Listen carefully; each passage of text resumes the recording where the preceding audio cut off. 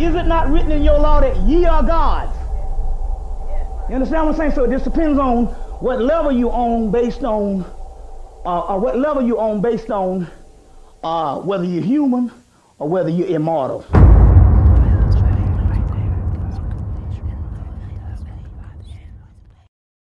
At ease. It's your boy Soul Immortal. In part one, we talked about pretty much just identifying that the majority of karmic relationships are due to generational issues, right? But identifying that is the easy part. Now, the hard part for most brothers is getting out of that situation. Today, brothers, I want to talk about the comfort of toxicity. Let's talk about it.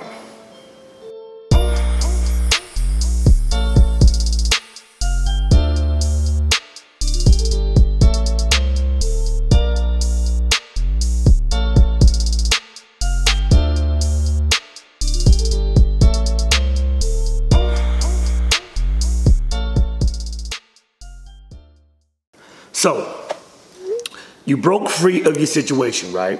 Like I said earlier, that's the easy part. The hardest part is not only, getting away, getting that separation from that person, but staying away from that person.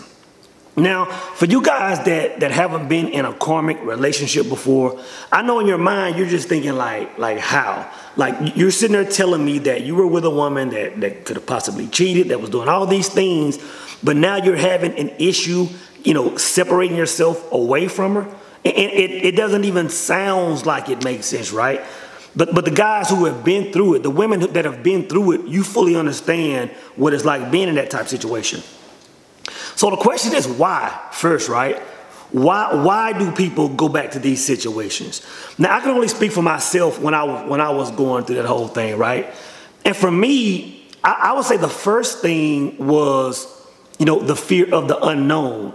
Because see, you have to understand that these karmic relationships that we talk about, they're based on comforting a fear that you have. You found a person that vibrates low with you, and they kind of suppress this fear, and that's the comfort zone. So I could remember each time I separated myself from that relationship, man, I would encounter some good women, man. I would encounter some solid women.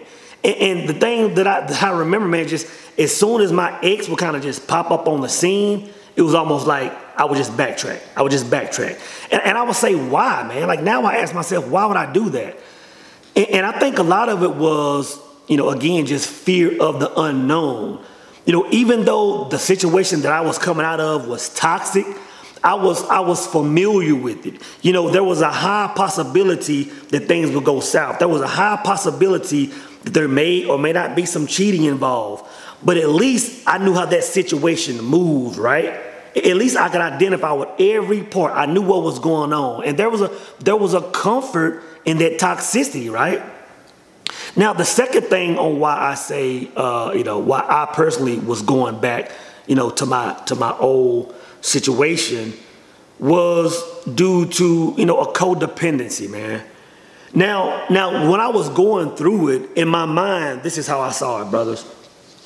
In my mind, I was saying, man, I've been with this person for so long. Now, the thing is, when me and this person would stop talking, whether it be for a few months, a year, whatever, every time me and this person stopped talking, my life would just take off, man. You talking about over the last, 3, 4, 5 years, man, I've seen so many places. I've been to Africa, Dubai, and a few other places that I've been, right? And all these things would take place when I was single. So in my mind, I was like, man, I'm vibrating high. My life is good. My money is tight. I'm seeing the world. In my mind, I'm saying, you know what? I want to share this with a person that's been rocking with me. But this is what was going on, guys. Every time I took that step back to say, hey, you know what? This is how life is. Like let's ride out. I would fall back into my old self. So what I would, in my mind, what I was calling me trying to say, you know what? Let me get the one that's been rocking with me all this time and let's rock out. I was calling it that, but really what it was just a codependency, guys. Really what it was just that, it was a bond that had been built. It was a cord that was connected between both of us at that low level. And I could go deep into that stuff, man, and talk about Proverbs, but now it's not the time for that, right? It was just a bond that was created. And there was something deep in me that was telling me that my life was not supposed to be a certain way if this person wasn't in my life. You know what I'm saying? You know, at the same time, I'm paying all my, I'm paying for my own world myself. There was still some kind of psychological, spiritual, connection between me and that person that just kept me bound. See, I talk to brothers all the time that go through this exact situation, right? And these brothers are always saying, Soul, you don't understand, man. You don't understand what I'm saying. And I'm like, brothers, I know exactly what you're saying. Guys will call me and tell me that they walked in and saw their girl, with another guy, stuff to that extreme, and they're still going back to her, and they're trying to explain to me on why they're doing it. And I'm like, brother, I know why you're doing it. I've been there. I know exactly what you're saying.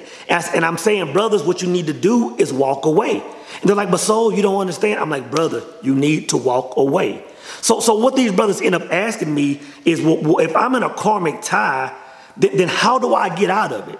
See, I can tell you how I got out of mine, in the shortest way possible. And the way I broke the karmic cycle is, I had to, bottom line, I had to find self. But let me tell you how I got there, or what I was doing wrong, right? See, what I was doing wrong is when me and that person would stop talking, I would look for that fulfillment in other people or other things, whether it was homes, cars, cash in the bank, or women. That's where I poured that energy. Now, me pouring that energy into those things made me susceptible to going back to the old me, right? In other words, it was my ego, and I just talked about this the other day. It was my ego working as a double agent against me. Now, once I killed my ego is when life started to happen, right? Because where I was calling all these things outside of myself happiness, right? Once I killed the ego, all that external happiness started coming back within, right? In other words, I started filling my own cup. You know what I'm saying? And I'm telling you, once a man has the ability to fill his own cup, or in other words, to love himself, I'm telling you, man, it makes it almost impossible for just any woman to come in and take that place again, right? So, guys, I'm telling you, if you wanna, kill some of these karmic cycles, if you want to end some of these generational curses, it's all about finding self. It's all about finding self-love. It's all about killing the ego. Again, guys, identifying that you're in a karmic situation is the easy part. The hardest part is getting out of that situation and staying out of that situation. When I say comfort, or when I say there's comfort in toxicity, brothers, I can remember times where I was going in the right direction, whether I was single or whether I was entertaining another woman, and I could look back at my old situation and I would say, you know what, that situation is toxic, but there's a level of comfort of being there. And that comfort was based on me knowing how everything would move and knowing how things would play out. What scared me was the fear of the unknown, guys. But I'm telling you, the thing that's going to correct that whole situation is just finding self, right? You have to understand that self is going to be the thing that's going to kill all karmic situations from your family ties, right? Self is going to be the thing that's going to cut the cord from any codependency. Self is going to be the thing that's going to allow you to start your own and your new family pattern.